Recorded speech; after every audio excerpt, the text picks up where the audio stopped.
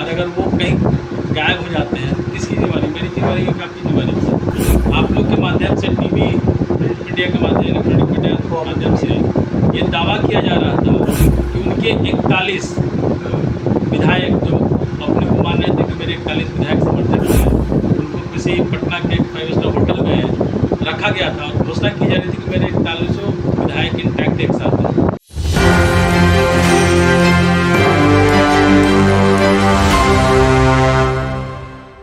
नमस्कार, आप देख रहे हैं एक न्यूज़ 24। मैं मनीष आपके साथ। हम आपको बताते चले कि बीते दिन कल राज्यसभा सीटों को लेकर के बिहार में चुनाव थी। वहीं एनडीए 5 सीटों पर प्रचंड बहुमत से जीती। 5वें सीटों पर सीएस राम थे।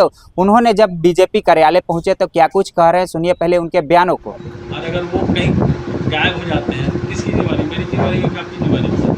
आप लोग के माध्यम से टीवी, प्रिंट मीडिया के माध्यम, इलेक्ट्रॉनिक मीडिया के माध्यम से ये दावा किया जा रहा था कि उनके 41 विधायक जो अपने को मान रहे थे कि मेरे 41 विधायक समर्थक हैं, उनको किसी पटना के 5 स्टार होटल में रखा गया था और घोषणा की जा रही थी कि मेरे 41 विधायक इंटैक्ट एक साथ हैं।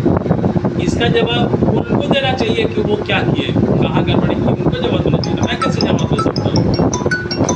जो चीज़ आपके पास है उसका जवाब मैं कैसे दे सकता हूँ? सिंपल सी बात। उनका दावा था कि 41 विधायक मेरे इंटैक्ट थे, 41 विधायक मेरे होटल में बंद हैं, बंधक बना के उनको रखा था। इसका जवाब वो देंगे, मैं नहीं दूँगा। सर, कांग्रेस के लोग प्रोटेस्ट कर रहे हैं, पुतला दहन करने की बात कर रहे हैं। वो तो देश का पुतला दहन करते रहते हैं। हम लोग देश बचाने में लगे हुए हैं और जाके सरोसी और पता नहीं किन किन भारत विरोधी ताकतों से राहुल गांधी मिलते रहते हैं। उनके बारे में क्या कहना? करने दीजिए। जनता, इस देश की जनता और बिहार की जनता बहुत अच्छे से समझती है और उसका जवाब उनको चुनाव में मिल जाता है। और जहाँ तक जीतने की बात है, टेक्निकल चुनाव होता है। ये जो राज्यसभा का चुनाव टेक्निकल चुनाव होता है, ये उनकी समझ के परे होता है। पत्रकार महोदय पूछ रहे थे कि हम 202 से कैसे जीतेंगे? हम टेक्निकल बात बता नहीं सकते थे। हमारे सेकेंड वोटर्स भी होते हैं, तो दूसरी क्रम होता है, वो हमारे 164 थे। 164 लेके मैं बैठा हुआ था। उनके पास दूसरी वरीयता का एक भी वोट नहीं था। सिंपल थ्योरी समझ लीजिए। राज्यसभा में सेकेंड का महत्व होता है और 164 वोट मुझे मिला और प्लान के तहत हमने अपना वोट कम रखा और माननीय नीतीश कुमार जी, माननीय राष्ट्रीय अध्यक्ष जी को हमने अपना मत दिया है। उपेंद्र कुशवाहा जी को, माननीय रामनाथ जी को ज़्यादा मत देने का काम किया, क्योंकि मेरे पास 164 वोट था, जिसका वैल्यू हज़ारों में था, जो हमको करीब 4000 से ज़्यादा मत मिला मुझे। इसलिए मैं सबसे ज़्यादा मतों से अगर कहिएगा टेक्निकली तो एक रविदास के बेटे ने। सर, लेकिन विधायकों को खरीदने का आरोप लगा। भैया मैं तो बोल रहा हूँ कि उनसे पूछिए ना, उनसे पूछिए भाई कि रात भर बंधक बना कर रखे हुए थे। तो मेरे पास तो कोई आया नहीं। आपके घर में कोई होगा तो मैं क्या जानूँ कि आप क्या कर रहे हैं? मुझे क्या पता। बोले आप मीडिया में बोल रहे थे कि 41 मेरे पास है, उसका जवाब वो देंगे ना, हम कैसे जवाब देंगे? सर, एक भाकपा माले के विधायक थे, उन्होंने कहा कि IAS IPS के द्वारा हमें पैसा देने की प्रयास किए। वो लोग क्या कहते हैं ना, इस बिहार की जनता से जानती है।